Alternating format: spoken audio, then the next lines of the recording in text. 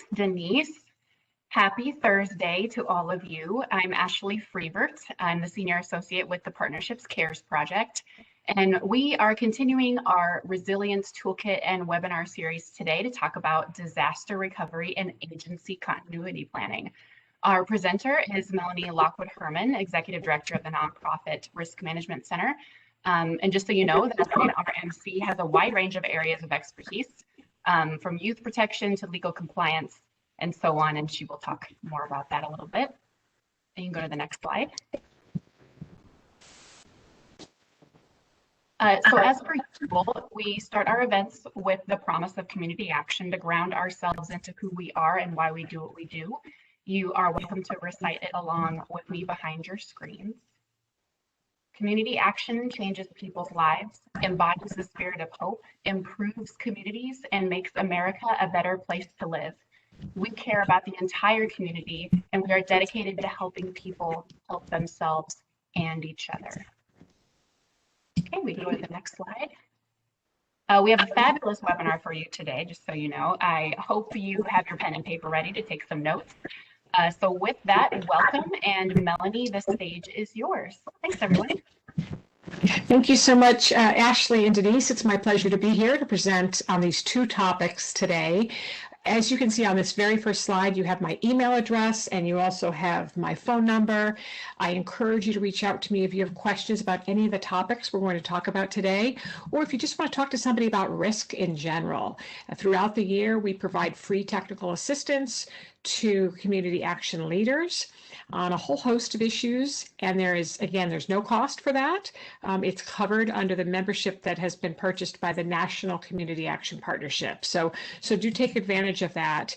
And if we don't have an immediate answer for you, we are happy to do some research and see if we can find an answer for you and help you kind of sort through those difficult risk issues that you face from time to time. So just a reminder about who the Nonprofit Risk Management Center is. It's a national nonprofit organization, and it's been my honor to serve as the executive director for 25 years.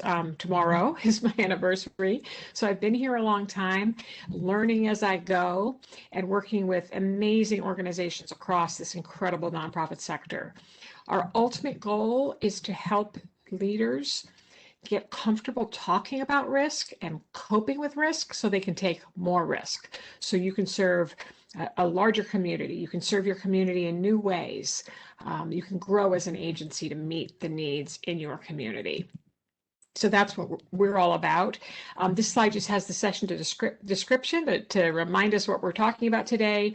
We're looking at the distinctions between these two kind of subsets of the risk management discipline. I want to share some tips on how to spot weaknesses in your disaster recovery and your continuity plans. And I also want to share some thoughts on how to engage others and why it's important to engage others. So the agenda for the presentation is on the slide in front of us. We're going to start with some definitions. If you've heard me in the past, you know I always like to get grounded with an understanding of what are we talking about here? What do these words mean? With an understanding that sometimes these words are used differently in different contexts, and that's okay. If you choose to define disaster recovery and continuity planning differently in your agency, more power to you. That's perfectly fine. There's no right, there's no wrong, but I do want to start with some basic definitions so you can kind of get a window into my perspective on these two topics. And then the most important part of this session today is about how to build recovery and continuity skills. You know, the truth is that none of us can predict the future. None of us knows what the future holds, but every one of our organizations needs to be resilient. We need to be able to bounce back from things that happen that we can't control. Many years ago, a gentleman who happened to be on the board that hired me, his name is Felix Kloman, he told me, you know, Melanie, one thing that would be really great in the field of risk management would be to get rid of all the academic phrases and terms and just replace it with the word bounce. And he said, that's what organizations need to be able to do. They need to be able to bounce back. And I remember thinking he was a little bit off kilter, and I didn't think anybody would want to come to the nonprofit Bounce Management Center. I thought that it was maybe a little bit too silly, but after a while it started to sink in and I realized that he's right, that ultimately we want to be resilient. And this session is part of a resilience series. It ties up with the Resilience Toolkit we've been developing for community action. And Felix Kloman, that board member of mine, was absolutely right. And actually, he turns 88 tomorrow, and he's just as wise today as he was when he shared that tip with me. So then part 3 is this idea of spotting weaknesses and also opportunities in your recovery and continuity plans. And then I like to close all of my webinars with some tips and takeaways, some things to think about, some food for thought as we wrap up and you go back to your regular day and move on to the next topic you're focused on. So let's go ahead and start with these definitions of what is disaster recovery and what is continuity planning. And again, I want to share these terms and these ideas and these concepts with the understanding that you may choose to define them differently. And again, that's completely up to you. Feel free to send questions via the question feature, the chat feature, whatever is convenient for you, or send me an email after the session is all over and I'll answer your question kind of one-on-one. So disaster recovery tends to mean and refer to this narrower scope of risk management practice that's focused on how do we get those IT and those systems related resources back up and running if there's been an interruption to those systems. So if there's a community-wide power outage, we've actually here in my office in Virginia, in Northern Virginia, we've had a transformer, which is on a pole outside the window. We've had a transformer blow, kind of catch on fire twice since we've been in this building. And each time, we lost power, we lost internet, everything was down. So for me, disaster recovery is all about getting those systems back up and running as quickly as possible following some sort of serious interruption, some sort of systems issue. It could be damage, destruction, right? Agency continuity, and we're using that term agency continuity instead of the more traditional term, which is business continuity. Agency continuity is all about how do we keep things running across our organization? How do we keep those things that are mission critical, that cannot be turned off, that cannot be shut down, that cannot be curtailed, running during a time when things are not normal? Things are happening that are not normal. We can't use our normal systems, but we've got to keep certain things running. And you'll see that there are some other aspects of this discipline as well. So again, we're using the term agency continuity planning today, and we use it as well in the toolkit, but the more traditional term that you're going to see out there in the world is business continuity planning. So how do we keep things running that are absolutely necessary during a time when normal is not possible? And how do we restore and resume functions that we had to scale back? And I bet you're already thinking about examples of things that you've had to do since the global pandemic began. I'll bet with a pretty high degree of certainty that there were certain services and programs and activities that you kept running despite the fact that you had to send many of your staff, if not all of your staff, home to work from home. But I'll bet there are some things you stopped doing, or some things you stopped doing for 2 months, 3 months, 6 months. And there may even be some things that you're still not doing as you're waiting for everybody on the team to become vaccinated and to create an environment where it's really safe for everyone to come back to your headquarters, if that's in fact what you're planning to do. So on this next slide, I wanted to just talk a little bit about why are both disciplines important? Why is disaster recovery important? Why is business continuity important, or agency continuity planning, the term that we're using today? Well, the first reason is that interruptions and disruptions happen. It has nothing to do with how well run your organization is. It has nothing to do with your history, how long you've been in business.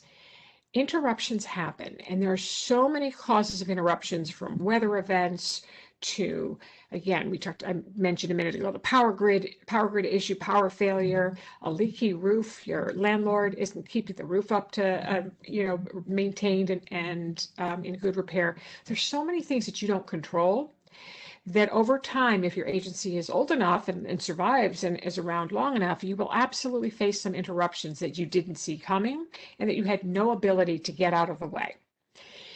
So while you can't either anticipate every type of interruption or disruption, What you can do is you can prepare for impacts. What will we do if this happens?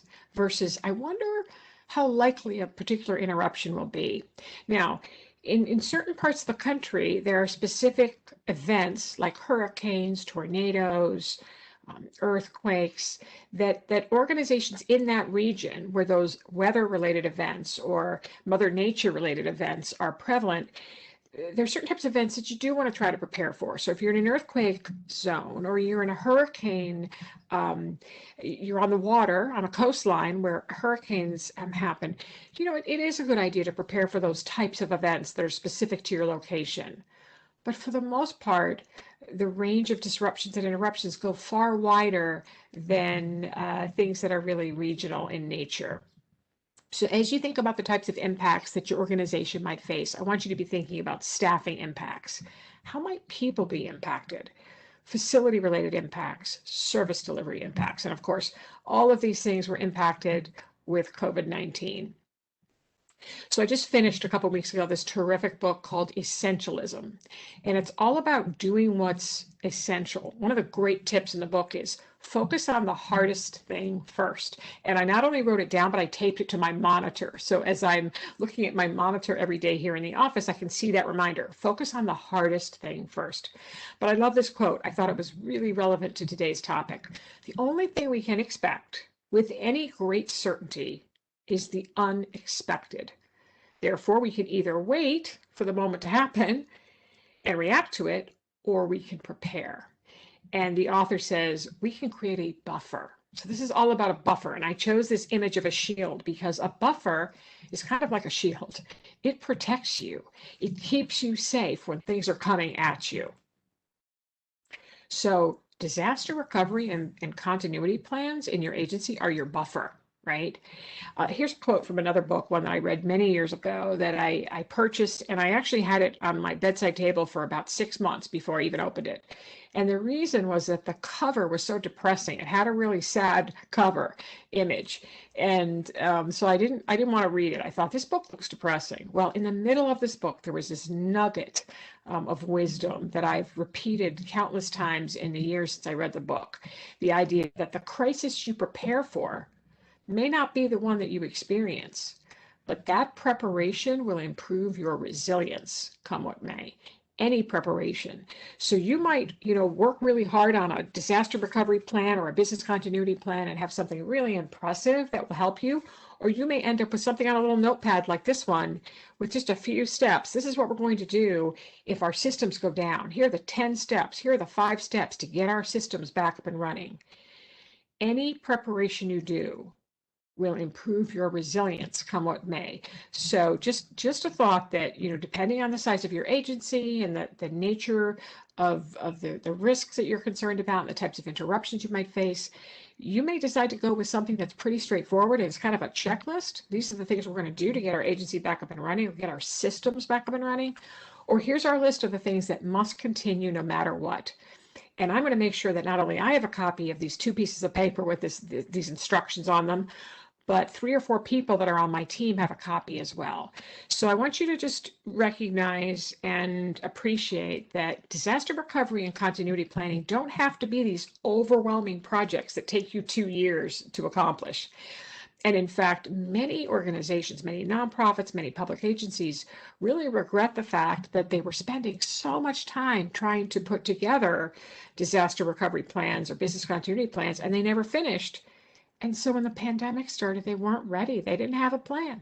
Better to have a short plan, a simple plan, a checklist, than to spend, countless hours and weeks and months putting together a plan that never gets done. So just a reminder, business continuity planning, which again, we're using the term agency continuity planning with community action, helps us determine which activities must be sustained without interruption, which activities can be interrupted and for how long, and how to maintain those mission critical sensitive operations when our normal procedures, our normal tools, our normal methods are just not available and are not an option. All right, now we're going to the second topic, which is the bulk of the presentation. And this consists of some tips about how to approach disaster recovery, how to approach agency continuity planning. So the first tip is to document components of your IT infrastructure. Now, some of you are thinking, well, we have an IT person who does that. We have a staff person, or we have a consultant who does that. Make sure that these components, the key pieces of your IT infrastructure, are described somewhere, written down. Because one of the things that happens is in a period of disruption, the disruption could be one person is not available. That one person. I've actually worked with a couple of community action agencies directly who had one person who had all the keys to the IT system, right? He or she was the guru for IT, but there wasn't a backup. There wasn't somebody else who knew, nor were things documented. So make sure that you have a documentation of those key components, and that you understand what are the components that are here on premises in our offices, and what are the components that are somewhere else that were actually hosted in the cloud, right? Hosted by another company, hosted somewhere else. The other thing I want you to do is I want you to do an inventory of data and systems, right? So you should know, what kinds of data do I have?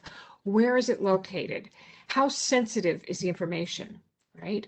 And another kind of activity that you might undertake in terms of doing this data inventory, it's kind of like a library of your data, is to categorize your data. So is there data that you can't lose? Is there data that can't be exposed? And is there not essential data, right? Most of us have lots and lots of data, and we not only don't know what we have, we don't know how much of what we have is essential. And I'll tell you a story. At one point, we were getting ready to move our offices, and we were deciding whether to continue with our own file servers in a little kitchen area that we had the file servers located in the kitchen. They were very expensive. They needed to be upgraded. And we had a technology consultant come in to help us. And he told us two things that were very eye-opening. The first thing was, he told us that, did you know that you have 4 identical copies of the same data on these servers? That you've got 4 copies of the same thing. And every time you run a backup, you're just making 4 identical copies of the same things. Why are you doing that? Was his first question. And then the second thing he said was, I'm really sorry to tell you this, but your backup drive doesn't work. And so you've been making those tapes, and your office manager's been taking them home for how long now? And at that point, it was about 18 months. He said, for the last 18 months, those tapes are blank. So we learned that we had multiple copies of the same things, and that our backup system was not working at all.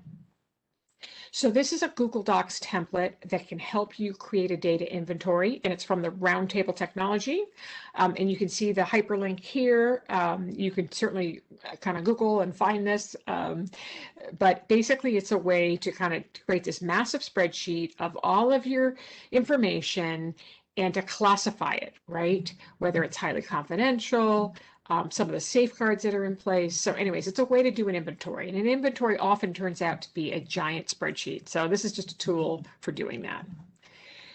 So another tip that I wanted to share to aid in disaster recovery is to try to put data loss prevention protections in place, right? We got to do what we can to prevent the loss of information, so we're not in position, we're not scrambling to recover it, right?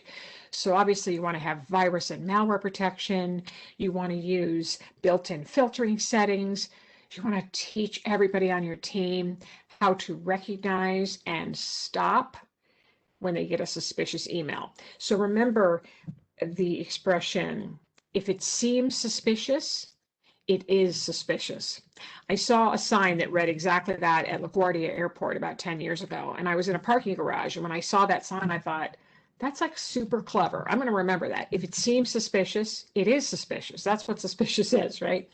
So you want to make sure that your team is fully versed on 2 things. One is how to recognize suspicious emails, and then what to do. What to do if they receive a suspicious email, or if they click on a suspicious email.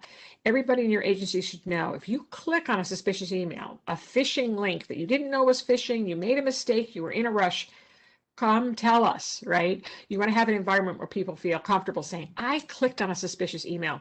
One of my favorite stories about this was CEO of a of an agency, a large international agency with about 1,200 employees. And at the town hall meeting 1 month, he stood up in front of his team. Many of them were Skyping in or Zooming in from around the world. And he said, I just want you all to know that I clicked on a phishing link today. I clicked on a phishing link, the CEO of this international agency with 1,200 employees. And people cheered because they were so relieved that he would admit having made this type of mistake. But the reason he was telling people he clicked on the phishing email was just to convey that information that it could happen to any of us. The key is that you tell someone. The last thing, some of these tips seem pretty routine or that you're familiar with them, so I don't need to go over them. But the very last thing I want to mention on this slide is make sure you understand your service level agreements. So whether you're using Amazon Web Services or Dropbox or any provider that's storing data for you or maintaining systems for you, hosting your websites, hosting email, whatever those providers are, and there are a huge number of companies that offer these services, make sure you understand what the agreement says, what the contract says, because you don't want to assume that because you have a contract with Amazon Web Services, Dropbox, that these companies are going to come running to your rescue if something terrible happens. You want to make sure you understand what's the time frame under the contract in which they have to come back and help you and respond to your request for help. Another tip to aid in disaster recovery and make it a less difficult process, less challenging, is to make sure you're providing safe remote access to data. So you've got employees working remotely right now, probably into the future as well. Make sure that you're following these tips and strategies to ensure that anybody who is remotely getting access to your systems, to your confidential information, to your personally identifiable information, to any protected health information, which is PHI, that anyone who's doing that is doing so in the safest possible manner. So you can see these tips, and I encourage you to take a look at these and make sure you understand these. And if you don't, have a conversation with the person who is your IT leader, whether it's an inside person, a staff member, or a consultant. Have them walk you through how your agency is living up to all of these requirements and taking all of these important security measures. So I also wanted to alert you to some resources from the Center for Disaster Philanthropy and Techsoup, two organizations that collaborated to produce some terrific resources. Some of the tips that I've just shared are coming from these two documents. One is called the Resilient Organization, a guide to nonprofit disaster recovery. So this is easy to find online. It's free of charge. So I encourage you to check that out. The second is called the Resilient Organization, a guide to nonprofit disaster preparedness. And in particular, in the second guide, page 34 is where we see step 3, which is disaster preparedness plan for your organization's technology. So some great information in here. And again, we've tried to capture some of it in the slides that I'm sharing with you today, and also in that resilience toolkit that we're developing for all community action agencies under our relationship with the National Community Action Partnership. So this is one of the tips from the guide, this disaster preparedness plan for your organization's technology. This is page 34 in the guide, and it talks about the different types of backups, descriptions of each type of backup, the pros and the cons, and then there's this great pro tip that I highlighted on the left-hand side of the slide, which is to make sure your backup software has full read-back verification and test your backups before you need them. We never tested our backups. And so when this consultant came in and told us that the backup tapes were empty, I felt horrible that my office manager was making the backups or thought she was making the backups, and she was taking the tapes home with her every night. I felt terrible about that. So it's really important to try to test those backup plans. Here's some tips from UC Berkeley. These are top 10 secure computing tips. I think that these are the kinds of tips that you can share with staff and just encourage them to take some time to make sure they understand these tips. These are tips for the management team, and they're practical, right? Be careful what you click. Never leave devices unattended, right? Back up your data, right? Just some great tips. And again, if you don't understand what some of these mean, make sure you talk to a technology consultant or a team member who can explain it to you in absolute plain English so that you understand. The next thing I wanted to point out to you is some resources on phishing from the Federal Trade Commission, the FTC. And they've got this terrific phishing infographic. It's called Phishing Don't Take the Bait. And you can use this material as training for your team. And they explain that, phishing can mean different things to different people, right? And in this particular resource, it refers to all socially engineered email attacks. And basically, a socially engineered email attack is one where the criminal has to get some help from a member of your staff, has to get help from somebody who has a password, somebody who has legitimate access to a resource. So it starts with that criminal reaching into your organization and enticing somebody to do something they shouldn't do, to reveal information, whether it be a password, again, personally identifiable information, to reveal something, a bank account number, reveal something that they shouldn't be revealing, right? That's what social engineering is all about. So make sure you're doing training on phishing and social engineering, and the resources from this federal website are just fantastic. I wanted to spend just a couple of minutes talking about data breach insurance basics.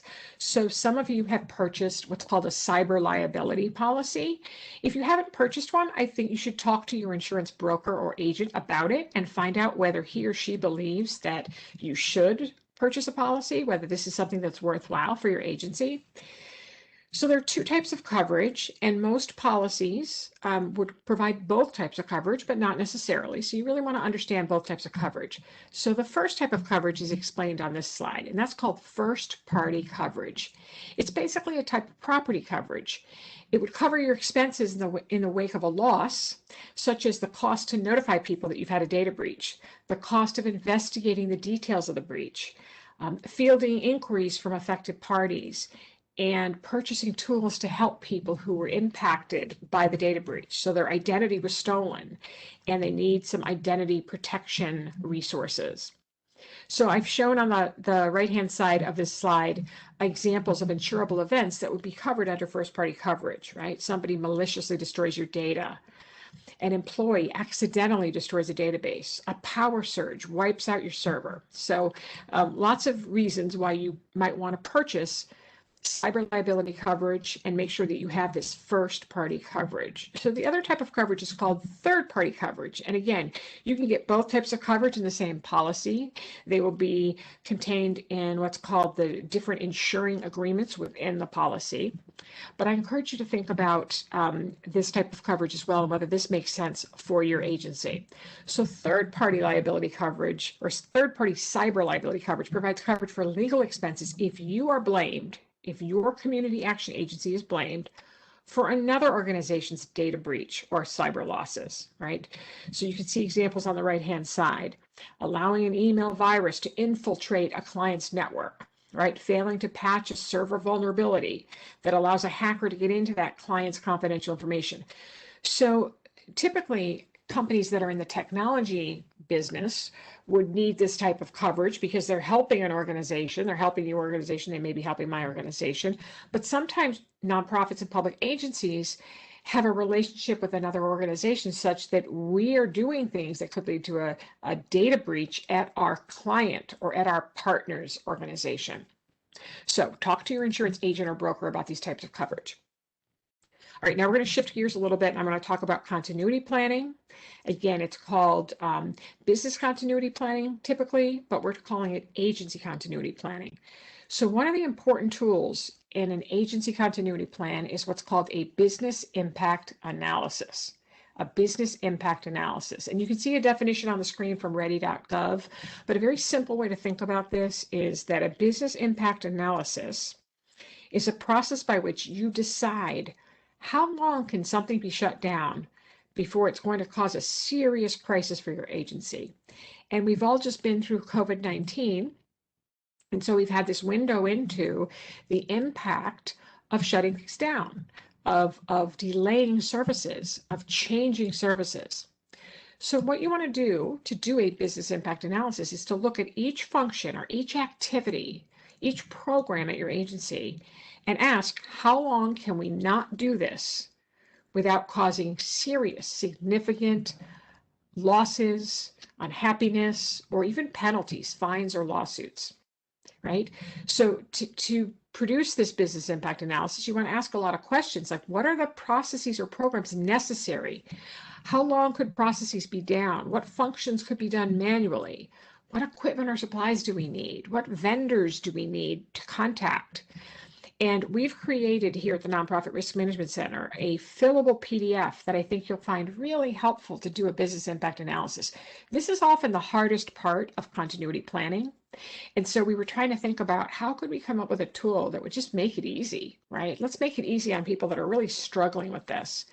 So we've created this fillable PDF, and you can see a link to it in the chat. Basically, what you do is you identify key functions and activities. It could be as simple as payroll, right? Outreach to families that we work with. And then you determine the maximum acceptable downtime, or the MAD. And there are 4 options. If the maximum acceptable downtime is 8 hours, the function is vital. If it's 24 hours, the function is critical. If it's 5 business days, it's essential. If it's 30 calendar days or more, meaning you can take this program offline for 30 days or more, the function is important. So we chose these words really carefully because we didn't want to use words like unimportant or unnecessary, because nobody in your agency will ever raise their hand and say, you know, the thing that I do, the thing I'm responsible for, it's not that important, right? Everything we do is important. Everything your agency does is important. It's all about degrees of importance. So we chose these words really carefully. And you'll see on the next slide, you can see these shaded areas in kind of a violet color. That's where you fill in the blank in this fillable PDF. So you start in that left-hand column and just list all the key functions and activities. And then you click on that little arrow to choose the MAD, right? And you've got those 4 options, which are repeated across the top. And then the really hard work, we've made this as easy as possible by offering you this drop-down menu of MAD options. The really hard part is identifying the recovery timeframe and strategies, right? How quickly do we think we can get this back up and running if we have to shut it down? And how will we get it back up and running? I hope this worksheet is helpful. It's really, I'm so proud of it because up until creating this worksheet, we saw so many agencies just really struggle trying to do a business impact analysis. So on this slide, I'm just reminding you that at some point, you got to put your business continuity plan or your agency continuity plan together, right? I would encourage you to incorporate lessons learned from the pandemic and other near misses or other interruptions in your agency. Make sure that as you're putting your plan together, whether it's on a little pad of paper like this, or if it's a booklet, or if it's a notebook, that it offers a roadmap. Does it tell us what we will do when this thing happens, right? Whatever this thing is. And then, of course, you want to review your draft with a team. And I love these questions at the bottom of this slide. Will this help us move more efficiently when we face an interruption? What's missing? How can we improve this plan? And how often should we revisit this plan? So this slide is just a reminder that not everything has to be restored today or this week. You know, you may say that with certain things that you're going to bring back online, you're going to restore them in the short term over the next 6 months. Others can take a longer period of time, and others may be something you want to resume doing, like a big conference or something like that in 12 months' time. So there are these different kind of recovery timeframes. All right, how do we spot the weaknesses in our plans, right? So I've got one slide on this topic. I want to go over these questions. For me, asking questions is the key to doing analysis. It's all about the questions. It's not about the answers, it's about the questions. And so I came up with some questions I thought were relevant to both your disaster recovery plan and your business continuity plan. So the first would be, would this plan be helpful? Why would it be helpful? How would it be helpful?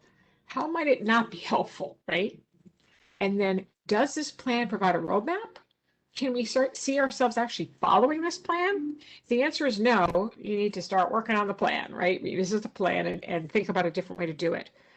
Does this plan inspire confidence? Does this make me feel like we've got this, right? If I showed this to somebody outside my agency, would they say, wow, you guys are ready to go. Like if something were to happen, you would know what you were doing. And then I'd also want you to ask, like, are there any aspects of this plan that might be kind of confusing or cause stress? What changes can we make to eliminate confusion and stress? So those are the questions. And I think that's the best way, asking those tough questions and bringing a group of people together who are unafraid to be candid and who want to help, and taking a look at whatever you've drafted. Again, if it's a few sheets of paper or it's something quite voluminous, bringing that group of caring people together to run through those questions, you're going to be able to evaluate whether you've got the right plans. All right, let's close with some tips and takeaways. The first is engaging a diverse team is key to anything you're doing in risk management, anything you're doing in continuity planning. You want different points of view. So make sure you're asking, whose perspective are we missing? Like, who should be in this Zoom meeting or in this around this conference table, and they aren't, right? Ask who will be required to follow this plan, whether it's the disaster recovery plan or the agency continuity plan. Who's going to need to know what's in it and how to follow the instructions? And then who has prior experience with interruptions, whether they be IT-related systems interruptions, right? Or actual crisis events. I would also encourage you to practice. And one way to do that is to do tabletop exercises. And the Federal Emergency Management Agency, which is FEMA, has created a fillable PowerPoint deck. And basically this deck has different hazard-specific scenarios. So earthquake, storms, flood, wildfire, tornado, and hurricane. And by fillable, it allows you to fill in specifics about your organization to make these relevant. Now, if you're not located anywhere near water, then I don't think that you need to spend any time working on the hurricane response scenario, right? Pick the scenarios that seem most relevant to your agency. So a few thoughts to leave you with today. The first is this idea that we don't know what's going to happen. We can't forecast the future. We can't predict the future. And Jim Collins and Morton Hansen said that, successful organizations aren't ones that are better at predicting the future. Instead, they're the ones who acknowledged they could not predict the unexpected and therefore prepared better. So in some ways, it's that recognizing that I'm not a psychic. I can't predict the future, so I better be prepared for a lot of stuff. And the best way to be prepared for a lot of stuff is to focus on those impacts: people, facilities, programs, financial health, right? Think about those ways that many different types of emergencies and crisis events and interruptions could impact all of those vital assets and things that you need to deliver on your agency's mission. And then from Essentialism, this thought that research has shown that all forms of human motivation, the most effective one is progress, right? So it's not that, wow, as I look out at that mountaintop, it's so beautiful, I want to be there. The most effective motivator is the fact that I've already made some steps in that direction. In fact, this woman, if she were to look back, she'd see how far she's come. That's going to motivate her more than anything else. And the author of Essentialism says that those small concrete wins create momentum and they affirm our faith in further success. So don't feel overwhelmed by what I've talked about today or what I've talked about in any of the webinars in this series. Recognize that this is all about taking steps in the right direction and building momentum. So some resources that I want to point out: we produced an entire issue of our magazine called Risk Management Essentials on the topic of business continuity planning. And so I encourage you to check out that issue. There were two articles in particular I wanted to highlight. One called Business Continuity Planning, Taking It from the Back Burner to Front and Center. That's the cover article. And then there's an article inside called Three Chords and the Truth, Methods for Approaching Business Continuity Planning. I think you'll find both of those articles interesting and potentially helpful. I also wanted to point out a resource from Techsoup, which was that organization I pointed out earlier that had those two guides that you can download. They offer something called the Resilient Organization Workshop, and you can actually access a PDF of the suggested slide deck for that workshop. And I thought this one was really interesting, this particular slide. learning objectives, how to devise a pre-disaster plan, how to devise a post-disaster plan. So great resources coming from Techsoup, which is another nonprofit organization. So that is the content that I have for you today. It's been my pleasure designing this program. I'm trying to make disaster recovery and agency continuity planning really approachable and not frightening and not overly complex. And also encourage you to get started and accept that in some cases a shorter, more concise plan is going to make sense. In some cases, you're going to have wonderful expertise already on your team. In some cases, you need to get outside experts to help you. Wherever you are, whatever the size of your agency, whatever the scope, the geographic reach of your agency, the history of your agency, please know that these two different types of plans, right, how we will recover from a systems interruption and how we will keep those mission critical services running, scale back others, and then plan to take some offline and then resume them as soon as we can. Those aspects, the time spent working on those plans could be really worthwhile and really help your organization stay focused and motivated and also inspire confidence in the stakeholders that you serve. So once again, feel free to contact me if you have questions about anything that I've spoken about today. I don't see any questions in the chat, but I'm absolutely happy to answer questions one-on-one. Sometimes issues that come up in these areas, as well as crisis management, are things that you'd rather just talk to somebody one-on-one, and that's what I'm here for. So there's no cost to give us a call and chat about the issue you're facing. And I certainly look forward to seeing you at a future in-person event hosted by the partnership, or one of the upcoming webinars. I think I'm going to turn it back over to Ashley and Denise. I'm not sure which one of you is going to take it from here, but I'll let you go over the final few slides. You bet. Well, Melanie, it's so great how incredibly thorough you are. And I think that's probably a reason why we don't have questions in the chat. You have such great information. It's wonderful to have you doing these webinars for us. We do have a few save the dates, so please keep an eye out on your e-newsletters, or you can always visit the partnership's website to learn more. So this first one we have for you is the pandemic continues supporting our organization's recoveries, and that's with Anna from the Center for Work, Education, and Employment on May 5th. So we keep an eye out on that one. We also have crisis management and crisis communications. It's another continuation of the Resilience Toolkit and webinar series. That's number 4 with Melanie. May 20th is that next webinar. And then we have the 5th one in the series. It's called Ready or Not, Creating Practical Action-Oriented Readiness Plans. That is on June 17th. And we can go to the next slide. And last but not least, we have the save the date up there. Our Equity Summit, our inaugural Equity Summit, is happening next week, April 19th through the 21st. There's a registration link on this slide, but we can also make sure that that's in the e-newsletter, excuse me. Yeah, that's all for that one. You can go to the next slide. Okay. There we go.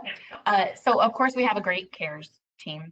Our contact information is on this slide. You can feel free to contact us at any time with your questions and comments. Attendees will be receiving a follow-up with the slides, recording, and then those resources, as well as a survey, which Denise did put that in the chat for you as well. We would really love to hear your thoughts on this and all of our events. So please take just a brief time and fill out that survey for us. So Melanie, thank you for presenting such great information, tools, and guides to help us bounce back, become resilient, and create our buffers. Thank you for joining us. Thank you. Have a great day.